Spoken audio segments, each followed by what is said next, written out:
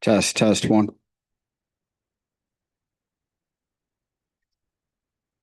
Applying for the job. They did, like, they just said, like, for full sixth grade art teacher, and I was like, called and was like, what does this mean? And then they had to explain to me what was. And I was like, oh, okay. So are you at East?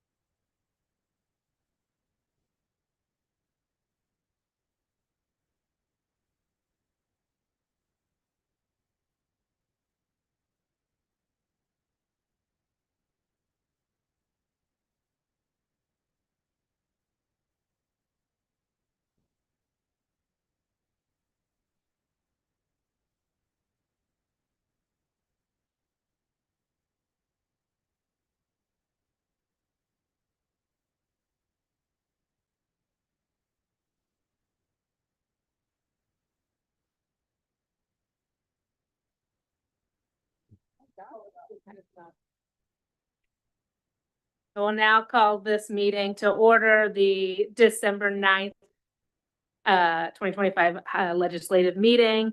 And Mr. Burdell Williams, if you could start us off with the pledge and the acknowledgement.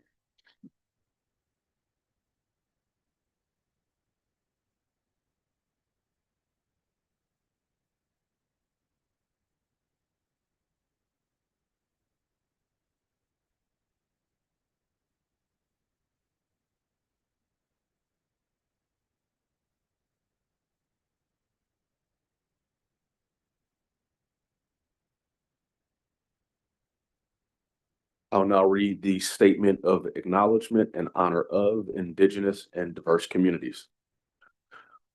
We begin this meeting with acknowledgement of and honor for the many legacies that have impacted our community, particularly those buried over time. Acknowledging truth is critical to building mutual respect and connection across all barriers of heritage and difference.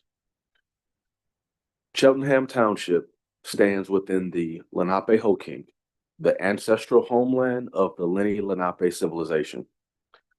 Their people were and still are caretakers of this land and its rivers, and their legacy continues.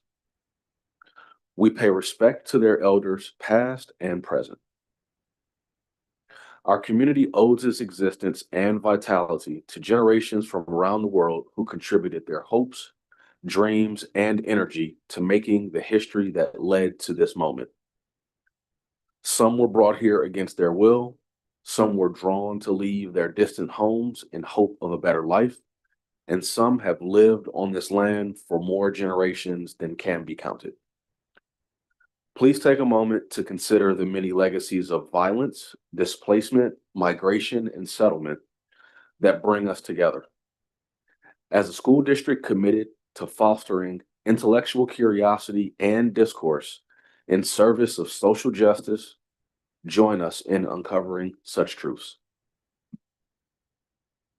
Thank you, Mr. Burdell Williams. Ms. Hatcher, could you take the roll call, please? Good evening. Ms. Liston, Present. Mr. Burdell Williams, Present. Mr. F. Ms. Nolan, Present. Ms. Moonheim, Present. Ms. Murphy, Present. Mr. Schultz, Present. Dr. Watts, Present. Dr. White. Present. Thank you. That concludes our vote. Thank you, Ms. Hatcher.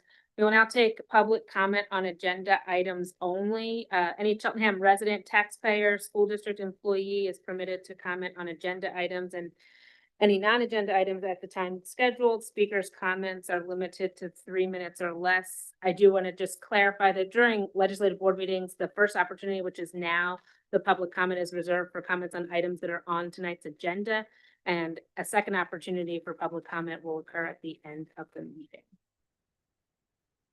Any comments? Thank you. We will move on to recognitions. We have with us Mr. Metcalf tonight for Cedar Brook Middle School.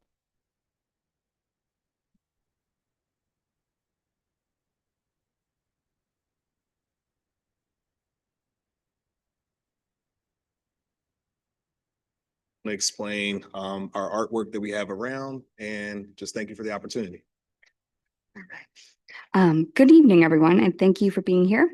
I'm excited to share a little bit about what our 7th and 8th grade artists have been working on this year.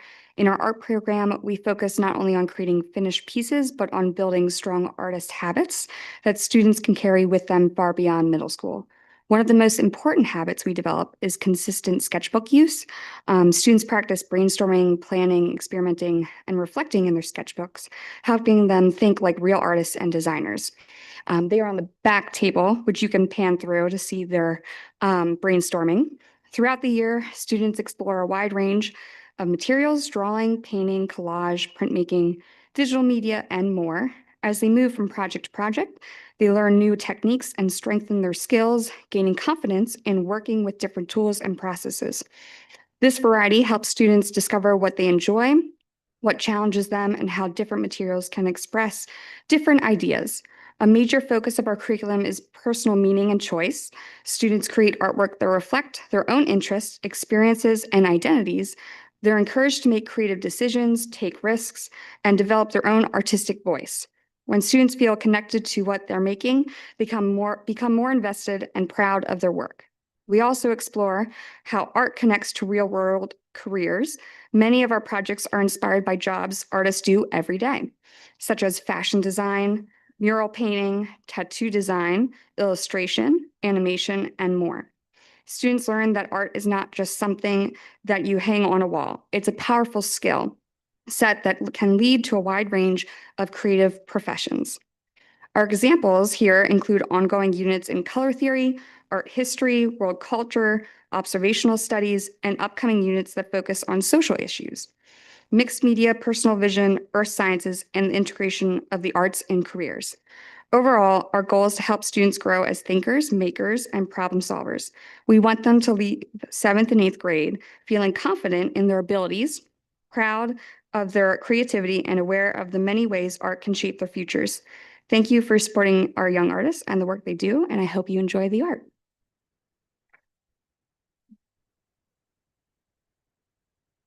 And I believe we do have one other presentation, video presentation, I believe, so.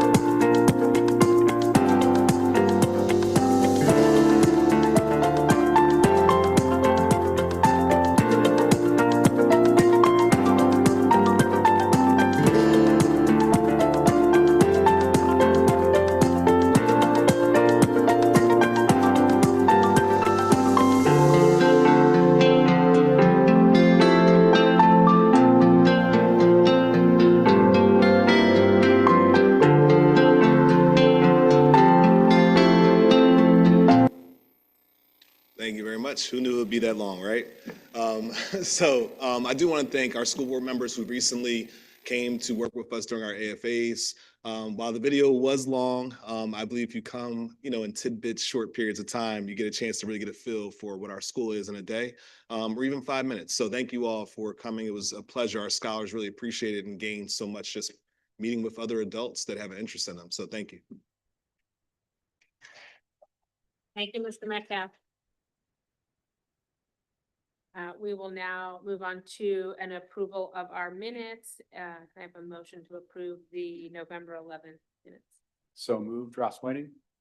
Second, Second, Charles Riddell Williams. all those in favor, say aye. Aye. Aye. Any abstentions or any nays or abstentions? Thank you. The motion carries. The minutes are passed.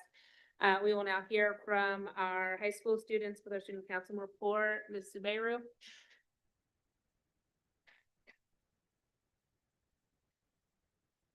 All right. Good evening, school board members. My name is Emma Zubeiru. Our last meeting was on November 19th. I'll now read out the updates. Charity delivered turkey baskets filled with meal preparation ingredients for Thanksgiving to deliver food to people in need. The student council gave $100 to one of our local clubs, Latinos Unidos, to fund their fundraising events. The Red Cross blood drive was at the high school today. We had 37 people, including several teachers and Dr. Hammond. Easter seals will be on November 19th. CHS purchases toys, then delivers them to life skills programs. On December 10th, winter and orchestra band and orchestra will have their winter concert. And on Monday, December 15th, the choral concert will be held. That concludes my report. Thank you, Emma. Solicitors report. Yes, thank you. The board has not met in executive session since last month, so I don't have any announcements this evening. Thank you. Thank you, Mr. Diazio. Dr. Scriven, your report. Yes, thank you, Madam Chair. And good evening to Board of Directors, to our community. Prior to me getting into my official superintendent report, I did want to delegate some time to Mr. Joshua Swigert, our Director for Business and Finance, with some updates regarding the construction project at Glenside Elementary. So Mrs. Swigert, at this time, I'd like to turn it over to you. I should preface by saying that there were some considerations as to whether we were going to look at putting a hold on the development of those 6 classrooms slated at Glenside. And after taking a deeper dive and actually doing a walkthrough at Glenside, we do feel that that project should move forward. That is something that the board will be looking at voting on this evening. So subsequently, we wanted to give a little more context publicly to the community. Thank you, Dr. Scriven. So as you mentioned at last Tuesday, December 2nd's Finance and Facility Committee meeting, this discussion consideration was given whether to put a hold on the addition to be constructed at Glenside. A vote that has occurred tonight to approve said project. And that consideration was as a result of a review of enrollment figures that didn't meet the level of the enrollment study that was done by the school district back in 2022 when the feasibility study was conducted. As part of the feasibility study, walkthroughs were performed at each school building, and those additions were as a result of those walkthroughs and the additional programming anticipated and expected enrollment per the Montgomery County enrollment report. We reperformed these walkthroughs in advance of tonight in order to reinforce tonight's vote and the necessity of this project. As a result of those walkthroughs, we identified numerous facility issues, particularly when it relates to student mental health and special education classroom spaces, and the ability to conduct those programs to their maximum potential. So as a result of these walkthroughs, I feel it reinvigorated and reinforced the need for this project to move forward. And in addition to that, this project will also allow for overflow space from other elementary schools as a result of some additional housing projects that are underway within the township. And it will also realign our building space with one of our strategic plan goals, and that is to reestablish a pre-K program, a state-funded pre-K program back within the district, like what we had when we partnered with the MCIU. And that's it. Thank you, Mr. Spargo. Now, if you could direct your attention to the PowerPoint presentation that is being presented. I wanted to just take an opportunity this evening. As a district, we've been working through a series of situations around culture, climate, and safety, which has really necessitated me really kind of formalizing a framework in which we will move forward.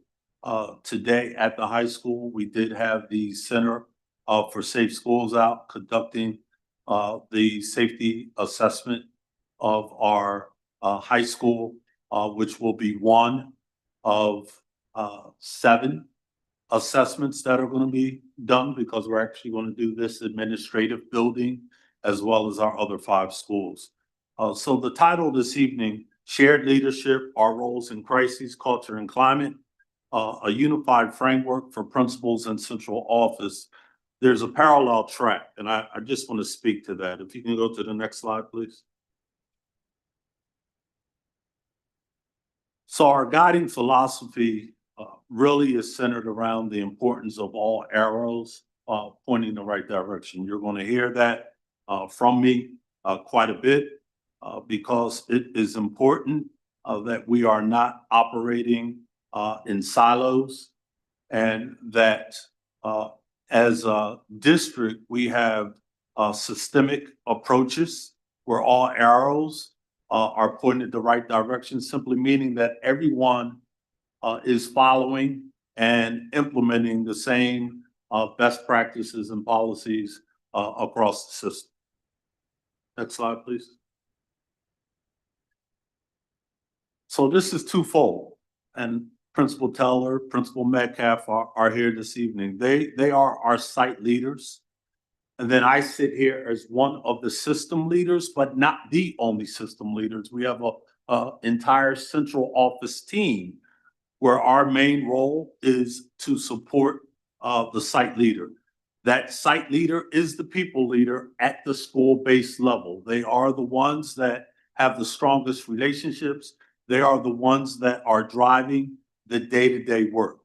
As a central office team, we are making sure that we are giving the support, the resources, and the framework in which there's a shared understanding of what the implementation in our 7 pillars of our strategic plan look like, feel like, and how are they operationalized. Next slide, please. So there's 3 pillars in which we're working from. There's a crisis management pillar, a cultural management pillar, and a climate management pillar. And I want to backwardly map from the climate management pillar. When we're talking about climate management, we're really talking about how do people feel today. When we reference cultural, it reflects how people behave and what they believe over time.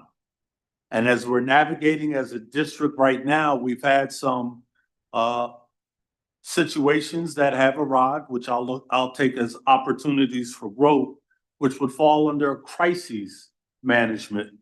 And your crises management can test both the climate and also the culture as it exists in the district. We are diligently and collaboratively pushing in to all schools to assess and strengthen both our climate and our culture at this point in time, so that if and when faced with crises, there's very clear processes and protocols in which to implement, regardless of where that would occur. Next slide, please. A shared responsibility to to protect students and staff. This is important, and this is the essence of what we do as a district. Just making sure we're on the right slide. I see people double taking. Our role is to make sure that there's fluid coordination. And one of our challenges is making sure that we are being transparent from a communication standpoint, that all stakeholders within the district have a clear understanding of what our actual protocols are. That is going to be the work as we move through this winter and into the spring. Next slide, please. So crises management in action. There's a direct response and system-wide coordination. I'm simply highlighting the role of the principal versus the role of central office. In any situation, we have to make sure that our principal leaders are equipped to be the incident commanders within their respective buildings. They're the ones that will interact directly with support, whether that be from township police, but they do not step in isolation. There's fluid communication between our school-based principals and our central office team. We are the ones that assist with guiding and directing them to make sure there are no missteps as we navigate whatever the current scenario or situation is that we're addressing. And that is something that we are truly working on being more lockstep. As you have seen in past communications, there's certain instances when a communication may come directly from the principal, which is a lower level issue, or there's an issue which demands or warrants a communication coming from me as superintendent, which will normally go district-wide to all of our community stakeholders. Most communications that come from our principals are just going to that immediate school community. We are currently under the direction of Mr. Kaufman, who's our communications director, working on memorializing Cheltenham School District Communication Playbook, which can be public facing. We're going to do that collaboratively so that everyone is on the same page with what communication should look like and feel like. Next slide, please. Pillar 2, when we talk about cultural management, we're really talking about the values and the norms, and it directly aligns to our mission and vision. A lot of the work we're doing right now under Portrait of a Graduate is identifying culturally what we feel like our students should have as seniors as they've matriculated now K through 12. What are the characteristics that they should be walking away with upon graduating from Cheltenham School District? We ground ourselves in our diversity. We have established an instructional framework that we are implementing with Fidelity this year.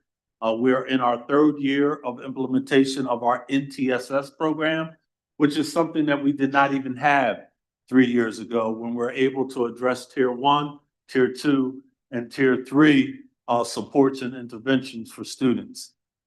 So we are definitely memorializing and putting protocols aligned to research-based best practices that all members throughout the district, regardless of schoolhouse, have a clear understanding of what implementation should look like.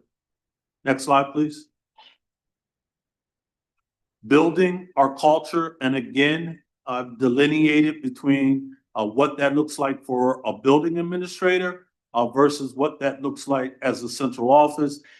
Within the building administrator side, you see some of the roles and responsibilities that them and their staff directly touch. MTSS and PBIS, I just and you'll probably see in the agenda, consent agenda tonight, that there's training that teachers are going to, again, for PBIS and what implementation looks like, as we're trying to strengthen that in each and every one of our schools. The importance of celebrating successes are things that our principals do a great job of. Our Debbie, which for us is diversity, equity, belonging, and being inclusive, is something that we pride ourselves on. This happens at the school-based level. You just saw a presentation by Principal Metcalf that really speaks to the culture, the climate that exists there at our middle school level. On the central office side, we support the process. We make sure that the necessary PD is in place, that the training is in place, but that it's differentiated. We're making sure that we have something that meets the needs of every staff and faculty member within our district. Working alongside of Mr. Swigert, we have to make sure that we're differentiating resources. Right now, we're dealing with some climate and safety issues at Cheltenham Elementary School, where we find ourselves needing to allocate additional resources based on what the student data is telling us, just as an example. Next slide, please. Climate management. That's really about shaping the daily lived experience. We are a service model, and that really resonates with me in terms of how I model and how I carry myself. I will acknowledge Cheltenham Elementary once again publicly that I have several emails that I need to respond to. And I want to do that in a way which not just gives those individuals that reached out the necessary information they're requesting, but the communication needs to go out to that community as a whole and then to the broader district. I'll be working with Dr. Catcherbone with some of that, but that is not just based on programs at Cheltenham Elementary. There's a larger piece that we are looking to address. Our Center for Safe Schools, Cheltenham Elementary, will be the first elementary that actually has the assessment done, because we want that done sooner than later so that we can get the recommendations and have another data point which informs what are the additional resources, training, professional developments that we need to push in terms of supporting the folks at Cheltenham Elementary that are working so diligently. Next slide, please. So cultivating a positive climate, monitoring and intervention. Again, this is delineated by what it looks like at the building level and then what it looks like at the central office level. This SWIS data, these early warning indicators are data points that our principals are using each and every day. Just in the last couple of months through Ed Affairs, we've heard from both our elementary principals, we've heard from our secondary principals. You can see where they're using perceptual data. You can see where they're using multiple data points to not just address academics, but to make sure that they are addressing the whole child and making sure that they are supporting the faculty and staff to build their toolkits to make sure that on a daily basis, each and every student is getting what they need. We have a team right now up in Hershey on our Office of Ed side, which is really working on defining what is our identity as a district as it relates to academics. How do we operationalize the 7 pillars that we have in our strategic plan in terms of going deeper from a data standpoint and being able to really use the data to give a clear explanation of what our current state is and what our future work should look like. Post-COVID, we can't deny that the SEL is still something that we have to be very focused on.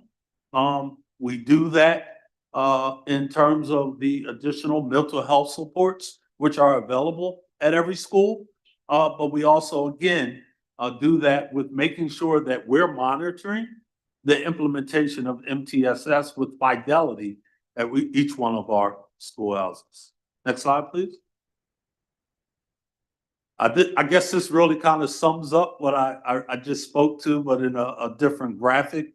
When you're talking about the system leader versus what the on-site leader, what that flow looks like, and what some of those data points are that I'm referencing. This just makes it more visually appealing and easier to consume. Next slide. Systemic supports in practice. This is what we are currently doing. This is our current work. I'm remiss because I do need to also upgrade that. Not only do we have the 6th grade Success Academy currently at our modules for our standalone CB East, but we also have the 9th grade Academy at the high school. And that is critical because we're really being intentional about the supports that we know are needed during those transitional years. Next slide, please. This is a unified system of leadership. Again, it speaks to the on-site leader, it speaks to the system leader, and it speaks to collaboratively the importance of us being aligned and not disconnected. Coherence is everything. And if we have a lack of coherence, I use this example all the time. There's no reason for families to have different experiences based on the schools that a child may attend. If you move from our furthest elementary at Cheltenham Elementary and go all the way over to Glenside, when we talk about culture and climate, there should be similarities that are felt in each one of those schoolhouses. It's our job as system leadership to make sure that we're pushing in and giving those supports. We have monthly meetings with our whole administrative team, including our principals, our assistant principals, and our complete central office staff, where we spend 3 to 4 hours really unpacking our current practices, what's working, and what we need to revisit in terms of doing a better job of. Next slide, please. Again, this speaks from isolated acts to collective transformation. I've been talking about that for the last 4 years now. Now we are truly attempting to make this actionable. Board is governance. We always say that administration is where you operationalize. We are truly using our strategic plan as a daily North Star for what our work should be each and every day. And then the final slide is just a nice picture which really culminates what we want the lived experience of each and every one of our students to have each and every day. So this will be posted publicly. I'm more than welcome at any time to unpack this further. I know we have a leadership retreat coming up where I will go into more detail around what the data points look like with respect to, minimally speaking, 4 of our 7 strategic pillars. Thank you. Thank you, Dr. Scriven. We will now move on to the board, and thank you, Mr. Swider as well. And we'll move on to the board president's report. I have a brief report this evening. It is the last legislative meeting of 2025. I think it's the 67th day of the school year, so we're about a third or so through the year. I'm getting a nod from Mr. Taylor. I got the day right. And it is also my first legislative meeting in this seat as president, and I am really honored to be here and to serve the Cheltenham community in this capacity. In addition to the work our board will continue to work on and accomplish to fulfill our district mission, I also look forward to strengthening our communication and our collaboration. We talked about that quite a bit last week at our reorganization meeting. And the words that we all kept talking about were communication, collaboration, and community, the 3 C's. And so those are kind of my guiding principles right now. Some items that I'd like to highlight before we move on. Mr. Metcalf mentioned some of us got to go to Cedar Brook Middle School in the last few weeks to be a part of their advocacy for all meetings and those AFAs, which I had heard about as a parent and as a board member, but it was awesome to see them in action, to meet with students. I'm sure the other board members who attended feel the same way. It was just nice to be in a school building and just kind of see a normal day and well, AFAs aren't normal per se, but just, kids doing what they're supposed to be doing, chatting with teachers. It was a great experience, and I look forward to being able to do more things like that in the future. 2 items that are on the agenda to be voted on tonight that are separate from the consent agenda are items that come from the board as opposed from the administration. And those items are the reappointment of the superintendent and also the appointment of Ms. Lohman to the Montgomery County Intermediate Unit as our board representative. Ms. Lohman has volunteered to continue with that role, and we thank her for doing that. And I'm also pleased to present for approval tonight an agreement between the board and our superintendent, Dr. Brian Scriven. This contract is for the 5-year period beginning on July 1st, 2026 and continuing until June 30th, 2031. Dr. Scriven has been with us for just over 4 years, and he's currently in his 5th year of his current contract. Under his tenure, we have seen the development and execution of our current strategic plan, a revised mission and vision. We completed a feasibility study and have multiple capital projects that are in process, as we've already discussed a little bit this evening, including a grade reconfiguration, moving us to 4 K-5 schools, 1 true middle school and 1 high school. We have a curricular renewal process that's in full swing as well, and we have already added high-quality instructional material in K-12 science, 6-12 math, with more to come literally underway as we speak. I couldn't list all of the accomplishments that have happened in the last 4 years, but I did want to highlight a few of those. Dr. Scriven's commitment to Cheltenham is evident and to us, and we look forward to continuing working together. Thank you. That concludes my report, and we will move on to committee reports. First up, Financial Affairs, Mr. Schultz. Thank you, Madam Chair. The Financial Affairs Committee met on December 2nd in the administration office and with a hybrid Zoom option. Following roll call and approval of minutes, the board received interim financial statements update, which I would encourage folks to look at the numbers in the spreadsheet. I will not try to reiterate all of them in this report. There's a lot of great data in there. And the bottom line is we are moving in the right direction, and there aren't any major surprises in our budget so far. We then received an update on the state budget, which has been passed. Round of applause for that. Cheltenham is estimated to receive a total increase from the state of $2.6 million, which is an increase above and beyond what we had anticipated in our budget by around $1.36 million. So that is great news to hear. And in addition to that, there was a change in the funding formula for cyber charter schools, which we are expecting to receive approximately $400,000 of lower expenditures. So that's less about receiving. But the bottom line is this was very good news for our local budget, which is welcome because there are a lot of anticipated increased costs coming down the pike. More on that in a minute. We then received an update regarding our food services contract. Our food services contracts in Pennsylvania can be renewed for up to 5 years. Due to material changes in our district, for instance, the reconfiguration of 5th and 6th grade into elementary and Cedar Brook schools, we are opting, administration is recommending that we opt to do an RFP process 1 year earlier than we would normally have to. I want to make sure that that's announced clearly here as well, because that will involve community input. And I would encourage anybody listening to send notes to our business manager, Mr. Swigard, with any thoughts or opinions. And for folks in the school communities, stay tuned for your opportunity to have taste tests next year in the winter. We then received an update around Eastern's operating budget, which we will be voting on this evening.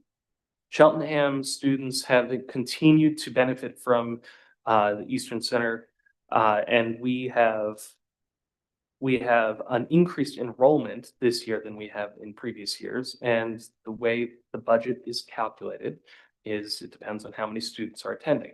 So this evening, we will be voting on an operating budget for Eastern for our portion, which represents approximately 8% increase total, which is $111,000. We discussed how much our scholars get out of this program and frankly, how worth it is. The next item, this is a heavy agenda, by the way, so I'm sorry for going longer than usual. But the next item was a presentation regarding the Act 1 opt-out resolution, which is another item we will be voting on this evening. For those unfamiliar, Act 1 index is a state law that restricts how much a school district can increase taxes. And by opting out of Act 1, we are confirming we will not raise taxes above the specified level in this upcoming budget cycle. So that will be likely approved tonight and discussed. Then we received an update around construction bids, which have come in. And this was another item of good news. The bids are around $5 million less than the total estimated cost between the Cedar Brook expansion and the Glenside Elementary expansion.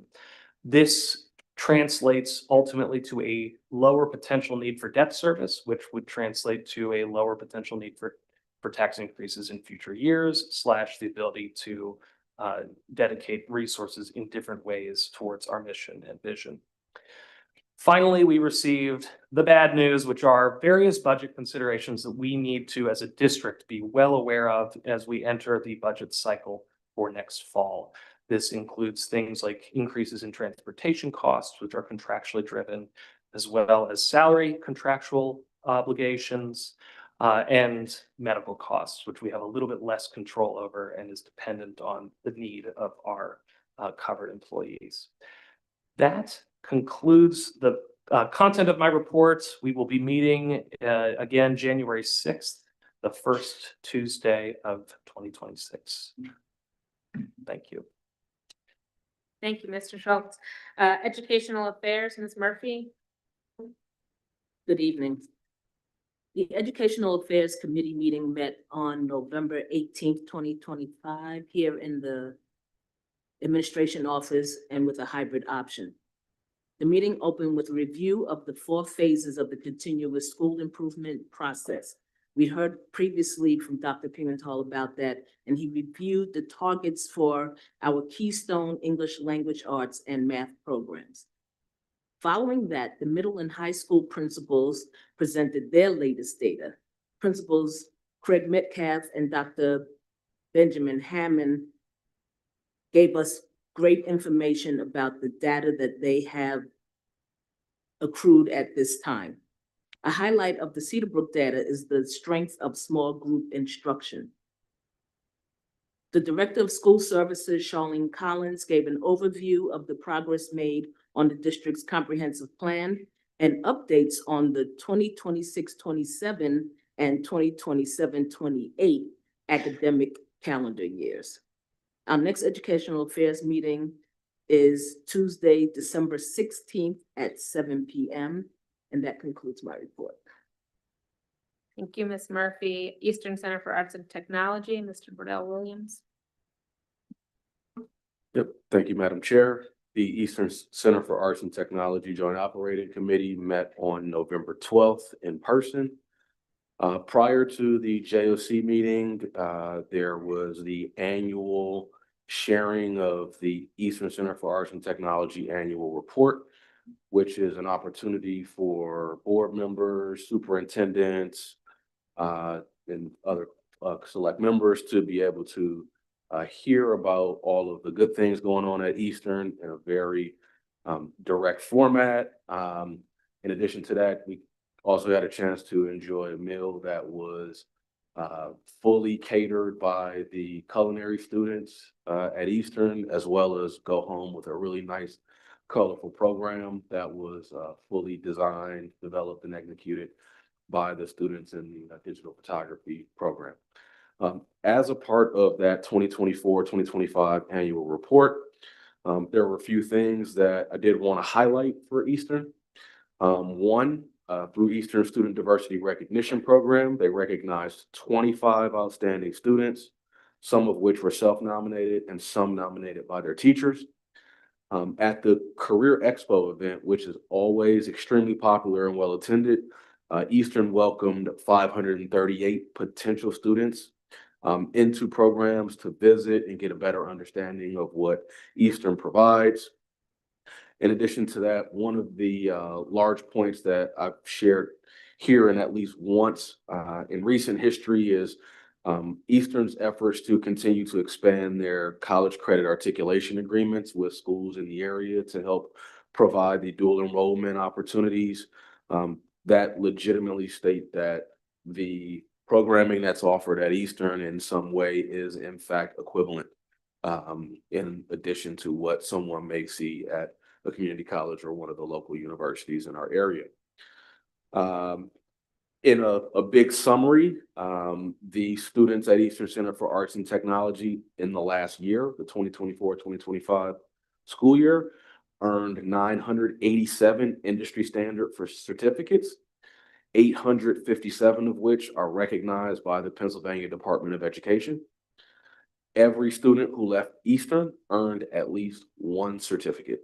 So each and every student who walked through the doors at Eastern left with some industry standard certificate, and those vary in complexity, including those for our cosmetology students, where the number of hours required to earn this appropriate certificates require that they are there 2 of their last summers in high school.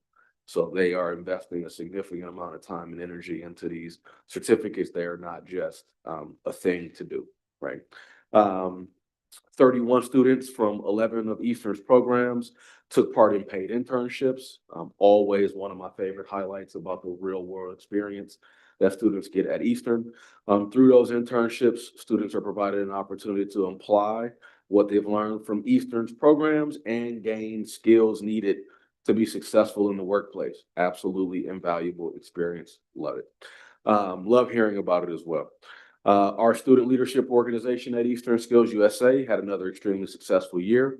42 students competing at the state level, with 1 student winning gold. For the awareness of the community and the board, Eastern Center for Arts and Technology is one of the state of Pennsylvania's smallest career and technical education schools. However, consistently at the top when it comes to the number of students recognized for their accomplishments through Skills USA. Again, a true testament to what happens at Eastern. And then lastly, but very important, Eastern welcomed 8 new team members last year. 2 employees stepped into new roles, and then we also, said adieu to a few, actually 3 colleagues who actually retired from Eastern last year. So following that event, I was at a table specifically very honored to be with Dr. Scriven, our former board president, Pam Henry, and a 2017 Cheltenham High School graduate, Fred Fox, who is currently the director of facilities at the Eastern Center for Arts and Technology. Fun fact for all of us out here in the community. And thinking through the actual JOC meeting, which was very riveting and exciting following the annual report and the dinner. There were a number of items that were approved under academic affairs, personnel affairs, facilities, financial affairs, and policy, but there are a few that I want to highlight. One of which is our November student of the month. Everybody's going to look at me strange and say it's December. Why are we talking about November? Because we approved the students of the month prior, related to the timing of the legislative meeting here in Cheltenham. So the November student of the month was Carly Bunkin. She is a Springfield Township High School senior, as well as an Eastern Center for Arts and Technology student in the Culinary Arts program. Interestingly enough, when Carly visited Eastern, She was torn between culinary, collision repair technology, and welding repair and technology. One thing that she knew is that she wanted to go to Eastern and do something with her hands, and also apply some critical thinking skills. She was elected by her peers as the Skills USA AM session president, and was excited about the opportunity. At the most recent awards night, which was in May of 2025, she received the Director's Award, Culinary Arts Junior Award, and the Straight A Award, which again, all high honors at the Eastern Center for Arts and Technology. After graduating from Eastern and Springfield Township High, she plans to attend the Culinary Institute in America to study food business with the goal of eventually owning her own small business or working in international food export. Other items of importance, I just have a few more here. I know I'm also going long. Thank you, Mr. Schultz, for laying the groundwork for that for me today. The September 30th enrollment for Eastern, it was at 674 students. That is an increase from 660 from last year, and is it does not reflect the number of students that were not able to take advantage of Eastern's programs. And so with that, the 2026-2027 program offerings were approved, including the new construction management program, which will provide an opportunity for at least 30 students that are on Eastern's wait list to have an opportunity to take advantage of their programs where they had not previously had that opportunity. Over time, under Dr. Plesnarski and the current JOC, Eastern has grown their student enrollment capacity by 75 students. And with the addition of the construction management program up to 105 in 6 years. So love the work that they're doing there. And last but not least, wanted to recognize 3 Joint Operating Committee members who were exiting and finishing their terms. First, Ms. Tara Connor Halston, who had been on the Joint Operating Committee with me for the last 6 years, from Hatboro Horsham, thanked her for her work. Dr. James Lee, who was finishing his term in Lower Moreland, and Miss Jennifer Ionetti, who was finishing her term from Upper Dublin. And the next meeting of the Eastern Center for Arts and Technology Joint Operating Committee is tomorrow at 8 p.m. via Zoom. The link to that meeting can be found on Eastern's website, as well as the full 2024-2025 annual report at eastech.org. And that concludes my report. Thank you. Thank you, Mr. Burdell Williams. Report from the MCIU from Ms. Lohman. Thank you, Ms. Mulhern. Can you hear me? Yes. Thank you. The Montgomery County Intermediate Unit Board met on Wednesday, November 19th, 2025 at 6:45 p.m. in person at the MCIU's main offices in Norristown and over Zoom. The board met in executive session prior to the public meeting to discuss a personnel issue. The MCIU board received reports and voted on action items from directors of the IU's 10 offices. Highlights from the meeting include the Office of Business Services presentation and included an update on the passage of the state budget, which means that the MCIU did not need to sign the $15 million revenue anticipation note as anticipated. RBC Capital was thanked significantly for waiving its $15,000 fees for preparation of the RAN, and TD Capital and others were thanked for developing a plan to continue services for children if the budget had not been passed. The legislative report included an update on the many changes to the Pennsylvania School Code which accompanied the passage of the budget. A summary of those changes was provided to the MCIU board, and I have passed that on to our board as well. There was discussion of board policies for first read only and those for approval. Clarification will be added to the policy on board meetings to specify that individuals attending a board meeting virtually will be allowed to make public comments because the MCIU board does not accept email comments. Human Resources announced that most of the MCIU's member districts would be participating in the Fall Education Fair on Monday, November 24th. The fair is an annual job fair which connects educators and support staff with Montgomery County school districts. An MOU was approved with Gwinnett University to offer tuition discount programs for eligible MCIU and member school district employees. on select degree and programs. Among the many service agreements that the board authorized was one with the Upper Perkiomen School District for the MCIU to provide 2 half-day sessions on the essentials of co-teaching. Just wanted to highlight that the MCIU offers that. The board also authorized a service agreement with the School District of Springfield Township for the MCIU to provide professional development on a framework for inclusive curriculum design for the 2025-2026 school year. Pecan or Patton, depending how you pronounce it, received approval for the 3rd keynote speaker for the Pennsylvania Department of Education's annual conference, which is on making a difference, educational practices at work, which will be held on February 25th to the 27th in 2026 in Hershey. This 3rd speaker will present on transition assessment, building the foundation for future planning and building bridges, interagency collaboration, and expanding transition networks. The next MCIU board meeting will be held on Wednesday, January 28th, 2026 at 6:45 p.m.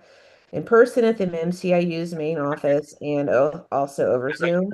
There will be no meeting in December 2025. This ends my report. Thank you, Ms. Lohman. Facilities, Ms. Blitzstein. Thank you, Madam Chair. The Facilities Committee meeting was held last week on Tuesday, December 2nd, 2025. The following agenda items were discussed. First was working with FMX, getting everyone familiar with the process of preventative maintenance. Then we saw stadium project photos, the end zone of the football field. This past week, they were on track to begin the actual field, laying the actual field. We saw updated photos of the bleachers, visitor and home side, and the press box. We got an update on the Wyncote Elementary basketball court, which had been deteriorating, and found out that concrete work had been completed to repair the basketball court. We received some financial updates on the bids that were submitted for the Glenside and Cedar Brook construction projects, which you've heard, which both came in below the anticipated numbers. And as you heard earlier, we did discuss holding the Glenside Addition construction project and proposed further conversation with the Glenside staff, which again, as you heard, has since taken place. The following items will be on the consent agenda for approval, as you have heard: the Glenside Addition construction project, the Cedar Brook Addition construction project, and track and field equipment bids. And I know that many of us are looking forward to our incredible track team being able to host track and field meets. The full presentation for the December 2nd meeting may be found on the district's website homepage by clicking on the school board, then committees, click on facilities, drop down for the 25-26 this year's presentations. Next month's hybrid meeting will be held on January 6th at 7 p.m. here at the administration building and on Zoom. This concludes my report. Thank you, Ms. Blitzstein. The liaison group has not met since our last meeting, and we are planning on meeting this Monday, December 15th at 8 a.m. via Zoom. The next report is policy. Ms. Lohman. Thank you, Ms. Mulhern. The policy committee met on November 13th, I got that right, 2025 at 7 p.m. After roll call and approval of the minutes of the August 26th policy committee meeting, the meeting moved to old business. 12 policies were presented for second reading, and those policies are now on the agenda tonight for board approval. They are listed in tonight's agenda. I am not going to repeat them, but they are all there. During the new business section of the meeting, 2 policies were discussed. They were policy in AR 217, which is about graduation requirements, and policy 102, academic standards, and that relates to graduation requirements as well. Currently, students must earn 28 credits in order to graduate, a minimum of 28 credits to graduate, which includes 9.5 credits of electives. The proposal was made by administration to reduce the number of credits, I believe, to 21. I apologize. I do not have my notes from this meeting in front of me, so if I misspeak, it's on me. I apologize. there was a rich discussion around what should be considered for graduation requirements. Should world language continue to be a graduation requirement? Should something else be different about how we go about teaching world language?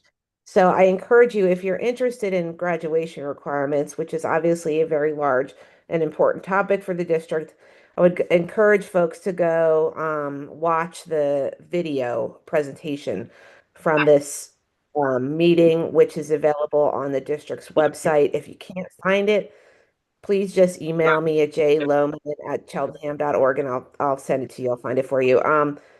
The next policy committee meeting will be on Tuesday, January 27th, 2026 at 7 p.m. at the administration building. This ends my report. Thank you, Ms. Loman. The next report would be legislative group, which is Mr. Epps. Mr. Epps is not with us tonight and also did not have a report to share.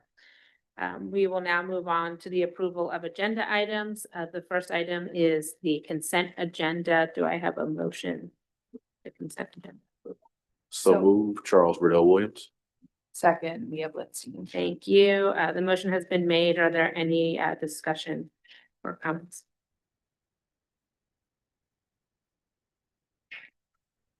Ms. Blitzstein, oh, Dr. Whiting.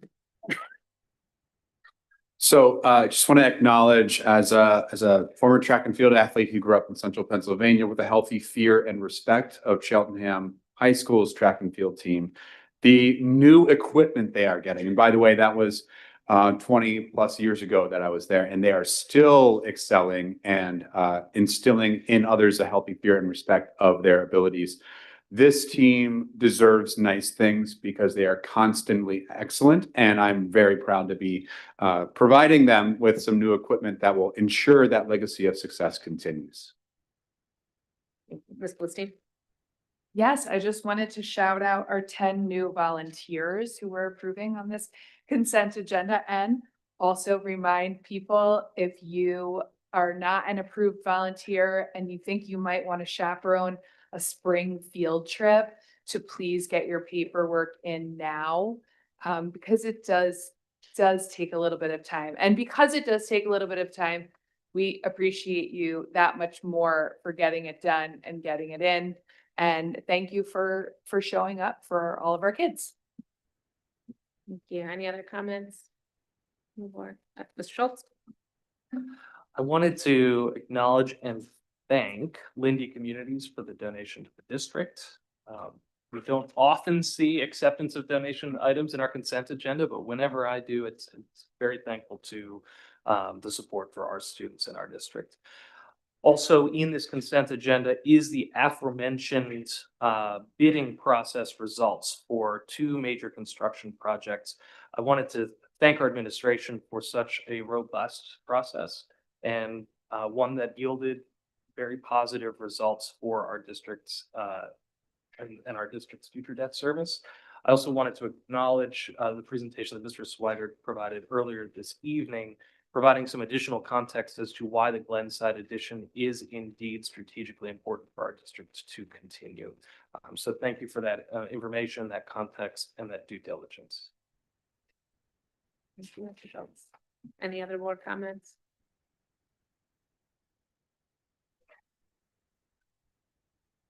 And that I will ask for a vote then on the consent agenda. All those in favor, say aye.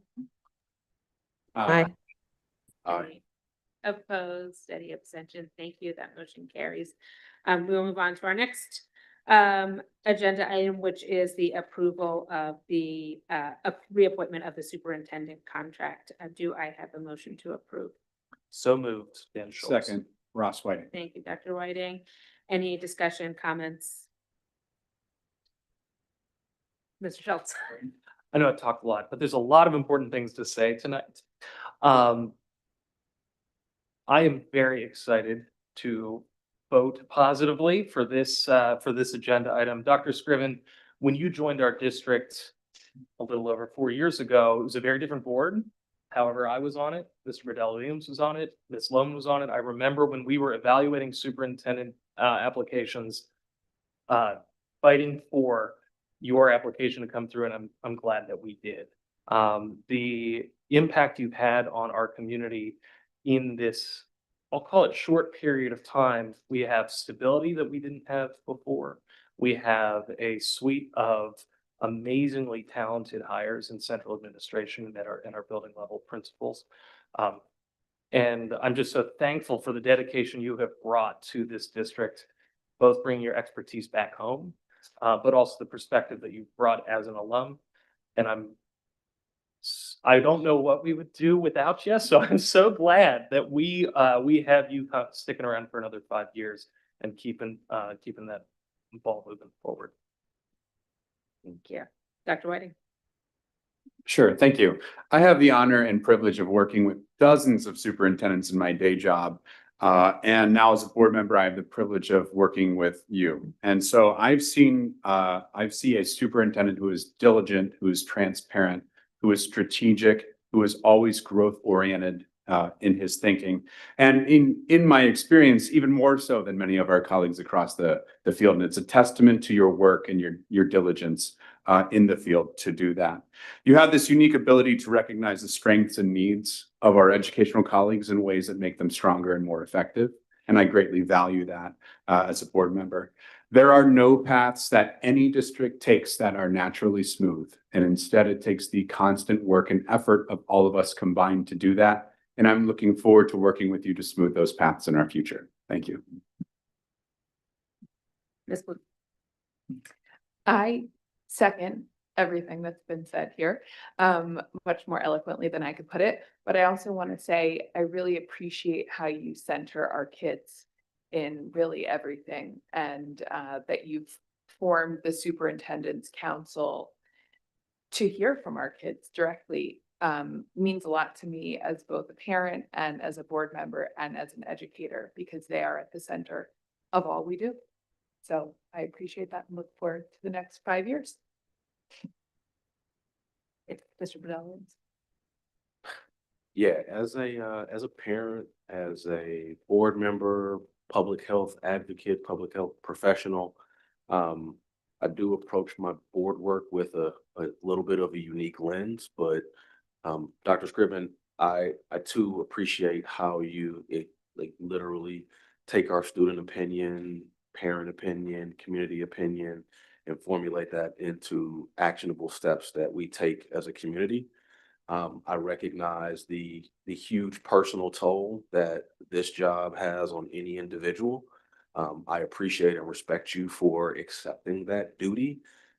And as one board member, believe you are the right person for the job. So again, also, thank you for coming to us with a recommendation for a renewal. We're happy to review it for more reasons than what I just shared. But again, as one board member, looking forward to the next 5 years. Thank you. Any other board comments? Ms. Burke? Thank you. I definitely appreciate the dedication and the care that you display every single day for not only the community, but the children of the school district. And I'm grateful that we have another 5 years to experience what it is that you do best. Dr. Watts? As someone new to the board, I have not yet had an opportunity to work with you, but part of what drove me to actually run for this position was the quality of leadership I see happening here in the district, having been here for 18 years and both of my sons graduating from here. So I'm very excited to work with you and to support your next, the next stretch of your tenure, because I've seen what's happened so far. So thank you for staying. Thank you. Thank you, everyone. And I know Mr. Epps was disappointed he could not be here tonight, especially for this vote in particular, and wishes he could vote via proxy, a resounding yes, but he cannot. So I would just offer that in his honor. And I'm also going to point out, it's not just 5 years, it's 5 years after July 1. So we still have about 7.5 months right now. Yeah, so it's plus 5. It's not just 5. Yeah, every second. Yes, thank you so much, everyone. All those in favor of the approval of the reappointment of the superintendent, say aye. Aye. I, Aye. Any opposed, any abstentions? Thank you. The motion carries. And our next vote is, our final vote is the appointment of the Montgomery County Intermediate Unit representative. Again, Ms. Lohman will once again serve in this role, and we need to vote to make that official. So if I could have a motion in favor. So move, Charles Burdell Williams. second, Mia Blitzstein. Thank you so much. Any comments from the board? Ms. Blitzstein? I'm very grateful that Ms. Lohman is our representative and uses her time towards this in addition to the board. And I feel really secure knowing that she's our voice in the MCIU and that we're getting information like we just heard about co-teaching and all the things that the MCIU offers. So I appreciate you, Ms. Lohman, and I support this wholeheartedly. Thank you, Ms. Blitzstein. Any other comments? All those in favor, say aye. Aye. Aye. Any opposed, any abstentions? Thank you. That motion carries as well. We are now at the point in our agenda where we will take public comment on non-agenda items. Again, any Cheltenham resident, taxpayer, school district employee is permitted to speak on agenda items or non-agenda items at this time. Speakers' comments are limited to 3 minutes or less. If you speak, you can come to the podium, state your name and where you reside in the district. If you are joining the meeting via Zoom, you are welcome to use the raise hand function to participate by making a public comment that way as well. I see no one in the room making a comment. Mr. Kaufman, any hands raised? Thank you so much. The last item here on our agenda are information about following meetings, many of which will be occurring in the new year, aside from educational affairs next week. And with that, I will ask for a motion to adjourn. So moved. Second. Thank you.